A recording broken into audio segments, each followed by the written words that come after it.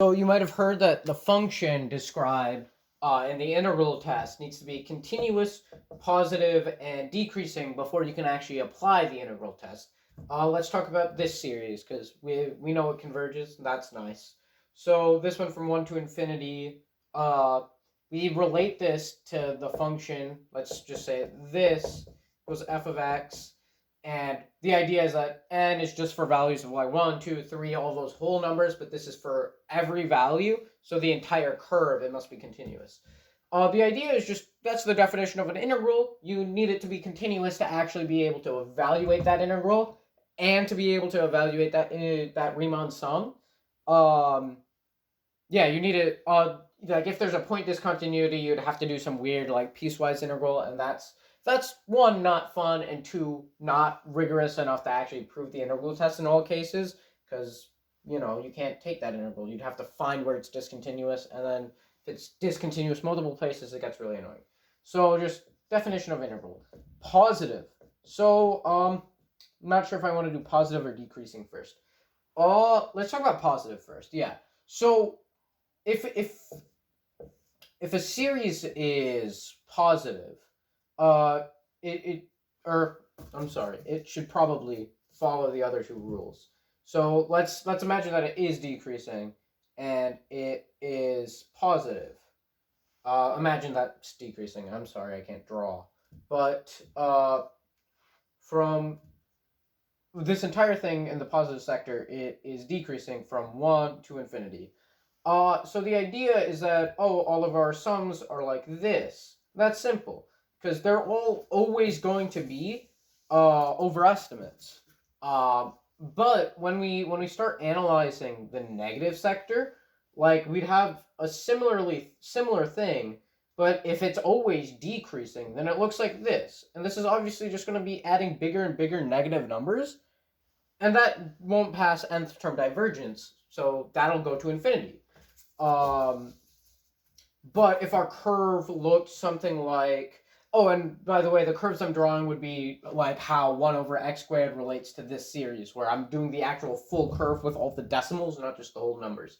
But if we said, no, instead it's increasing now. So from 1, it goes up towards 0. So now, okay, it could pass nth term divergence, but what is it really doing?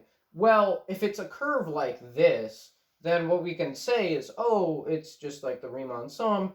It's like this, and now you might be saying, yeah, it's clearly overestimates. It's going over the curve. But the weird thing we now need to think about is that these are bigger negative numbers, so this is actually an underestimate of this curve, which is really confusing. And sometimes, if it's not always one sign, if it goes from here to here, right? If it's always like this, now it's increasing, so you can't do this. But I'll explain this also. But now the same idea, same curve, it's now an underestimate, which is weird because this feels like an overestimate, this feels like an underestimate, and now you don't have one consistent trend with your Riemann sums, so it becomes hard to really describe this as an accurate estimate of what it's doing, since it's doing a lot of things and the Riemann sum can't catch up, since it's also switching what it's doing. That's it's a little bit of a nebulous explanation, but the idea is just like to describe a series and to say comfortably that it is doing something, it must always be doing that thing for all values of infinity, so we can actually generalize it, because we can't actually sit down and add up an infinite amount of things. So because we can't do that, we have to just say, there's this one trend that's going on for all of them. So it must be positive, because it would, what I like to call the flip-flop principle. It violates the idea that we can't keep switching. We need one consistent trend. This keeps switching between being an underestimate, overestimate, and switching what those things mean. If an underestimate is closer to 0, or if it's farther away from 0. So that makes it confusing. Now, decreasing is a little simpler to explain. So if what we know is that it must pass nth term divergence in order to potentially not diverge. So we have things that decrease that are positive. We've explained that it must be positive, and they must get to 0. But if it's positive and it's not always decreasing, then it's either always increasing, and then what we know from here is that, oh, it doesn't pass nth term divergence, so it must diverge. But if it's not, then it does this, because it goes from increasing to decreasing. Similarly, our flip-flop principle is now violated, right? Because up here, it's an overestimate, up here, it's an underestimate, and now we don't know what we're talking about, because we don't know if this will be, even if this area under the curve will, like, actually relate to our series, since it changes its behavior. There are probably more rigorous definitions that use differential equations or something that you can look up if you don't like looking at my face. But that's how I'm comfortable with it.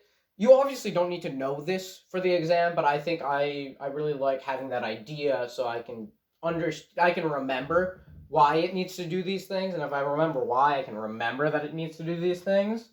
So yeah, again, nth term and flip-flop. So those are the reasons it must be decreasing, positive, and continuous to do the integral test.